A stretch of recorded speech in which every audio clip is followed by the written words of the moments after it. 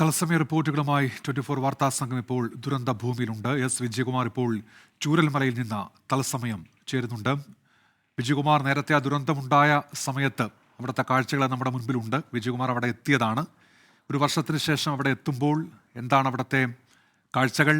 ആളുകൾ എങ്ങനെ പ്രതികരിക്കുന്നു? എന്തൊക്കെയാണ് വിവരങ്ങൾ വിജയകുമാർ? ഉന്മേഷ്, ചൂരൽമലയിലെ കാര്യമാണെങ്കിൽ ചൂരൽമലയിൽ പ്രതികരിക്കാൻ ആളില്ല എന്നുള്ളതാണ് നമ്മളെ സങ്കടപ്പെടുത്തുന്ന കാര്യം. ചൂരൽമല എന്ന ഒരു ചെറിയ പട്ടണം, ഒരു കുഞ്ഞു നഗരം, ഒരു ഇടത്തരം നഗരമാണ്. അത് ഏറെക്കുറെ ഒരു ശൂന്യം എന്ന് പറയാവുന്ന അവസ്ഥയാണ്. അതിൻ്റെ ദൃശ്യങ്ങളിൽ കാണാം, ആളുകളില്ല, കടകൾ ഇവിടെ അടഞ്ഞു കിടക്കുകയാണ്. ഇവിടേക്ക് പ്രവേശനം തന്നെ വലിയ ബുദ്ധിമുട്ടാണ്. ഇത് വാസയോഗ്യമല്ലാത്ത, ആളുകൾക്ക് നിൽക്കാൻ കഴിയാത്ത, ഇവിടെ തങ്ങാൻ കഴിയാത്തൊരു പ്രദേശമാണ്. ഇവിടെ ഇലക്ട്രിസിറ്റി കട്ട് ചെയ്തിരിക്കുകയാണ്. നമ്മൾ ഈ കാണുന്ന ബെയിലി പാലം മുണ്ടക്കൈയെയും ഈ ചൂരൽമലയും ബന്ധിപ്പിക്കുന്ന പാലമാണ്. ഇവിടെ സ്ഥിരം പാലം ഉണ്ടാക്കാനുള്ള ജോലികൾ തുടങ്ങാൻ പോകുന്നതേ ഉള്ളൂ. ഈ മുണ്ടക്കൈയിലെ തേയില എസ്റ്റേറ്റിലേക്ക് പോകുന്ന തൊഴിലാളികൾ, അവരെയും കൊണ്ട് പോകുന്ന ജീപ്പ്, ആ വാഹനങ്ങൾ മാത്രമാണ് ഈ വഴിയെ കടന്നു പോകുന്നത്. ഏതാണ്ട് 3:30യോടുകൂടി അവർ അങ്ങോട്ട് പോകുന്ന തൊഴിലാളികൾ തിരികെ വരികയും വേണം.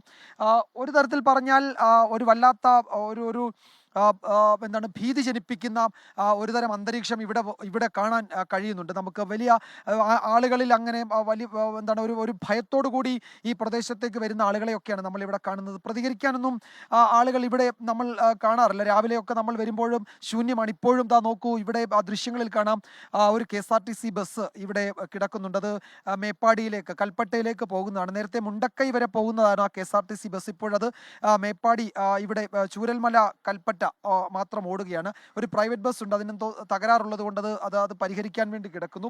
പിന്നീടുള്ളതൊക്കെ ഈ തൊഴിലാളികളെ കൊണ്ടുവരുന്ന, ഇവിടേക്ക് വരുന്ന ഓട്ടോറിക്ഷയോ അല്ലെങ്കിൽ ചെറിയ ചെറിയ ഈ പറയുന്ന പെട്ടി ഓട്ടോറിക്ഷയോ വാഹനങ്ങളൊക്കെ മാത്രമേ ഉള്ളൂ. അല്ലെങ്കിൽ ഈ പറയുന്ന മാധ്യമങ്ങളൊക്കെ, ഇവിടെ അന്വേഷിക്കാൻ വരുന്ന മാധ്യമപ്രവർത്തകരും ഒക്കെ മാത്രമാണുള്ളത്. ഈ ദുരന്തത്തിൻ്റെ 1-ാം വാർഷികം നാളെ ആചരിക്കുകയാണ്. ഒരു വല്ലാത്ത മാനസികാവസ്ഥയിലാണ് ആ 1-ാം വാർഷിക ആചരണം നടക്കുന്നത്.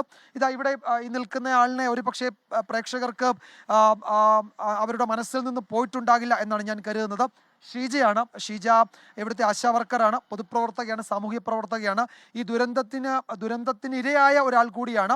ഈ ദുരന്തത്തിൻ്റെ അതിജീവിത അവർക്കൊപ്പം നിൽക്കുകയും ഏറ്റവും അധികം മൃതദേഹങ്ങളൊക്കെ തിരിച്ചറിഞ്ഞതും ഈ നാട്ടുകാരി കൂടി ആശാവർക്കർ ആയതുകൊണ്ട് എല്ലാവരെയും അറിയാം ഷീജയ്ക്ക്. അവരായിരുന്നു ഏറ്റവും കൂടുതൽ ആളുകളെ തിരിച്ചറിയുകയും ഒക്കെ ചെയ്തത്. നമ്മൾ യാദൃശ്യമായി ഇവിടെ വെച്ച് ഇപ്പോൾ കണ്ടതാണ്. നാളെ 1 വർഷമാവുകയാണ് അല്ലേ ആ വലിയ ദുരന്തത്തിൻ്റെ. ഈ സമയത്ത് എന്താണ് ഷീജയുടെ മനസ്സിലൂടെ പെട്ടെന്ന് കടന്നു പോകുന്നത്? അല്ല, നമ്മൾ ജനിച്ച് വളർന്ന നാടാണല്ലോ. ജനിച്ച് വളർന്നതും കല്യാണം കഴിച്ചതൊക്കെ ഇവിടെ തന്നെയാണ്.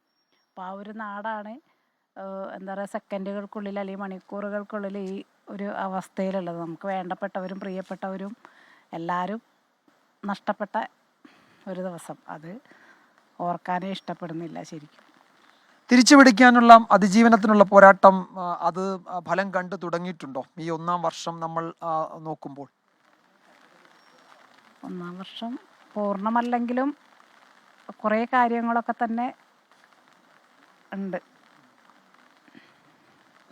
ഷീജയുടെ വീടൊക്കെ പോയിരുന്നല്ലോ അല്ലേ? ആ നഷ്ടത്തിൽ എന്താണ്, ആ നഷ്ടത്തെക്കാൾ ചുറ്റുപാട് നിന്നവരെ എങ്ങനെ സഹായിക്കാൻ പറ്റുമെന്നായിരുന്നു ആ ദിവസങ്ങളിൽ, ആ സമയത്ത്, ആ മണിക്കൂറിലൊക്കെ ഓർത്തത്. ഞാനൊക്കെ ഇവിടെ ഇതിന് മുകളിലൊക്കെ നിന്ന് നോക്കുമ്പോൾ കാണുന്നുണ്ടായിരുന്നു ആളുകളൊക്കെ ആശുപത്രിയിലേക്ക് കൊണ്ടുപോകുന്ന ദൃശ്യങ്ങളൊക്കെ. പക്ഷേ അവരെ തിരിച്ചറിയാൻ പോലും കഴിയാത്ത അവസ്ഥയായിരുന്നു ആശുപത്രിയിൽ നിൽക്കുമ്പോഴല്ലേ? തീർച്ചയായിട്ടും. എൻ്റെ വീട് ചൂരൽമല സ്കൂൾ റോഡിൽ. എൻ്റെ അച്ഛൻ, അമ്മ, എൻ്റെ ആങ്ങള, ഭാര്യ, മക്കൾ, എൻ്റെ റിലേറ്റീവ്സ് ഒക്കെ ഉണ്ടായ ഒരു ഏരിയ തന്നെയാണ്. എനിക്ക് ലൈഫിൽ കിട്ടിയ വീടായിരുന്നു. വീട് പണിതുകൊണ്ടിരിക്കുന്നതും സ്കൂൾ റോഡ് തന്നെയായിരുന്നു.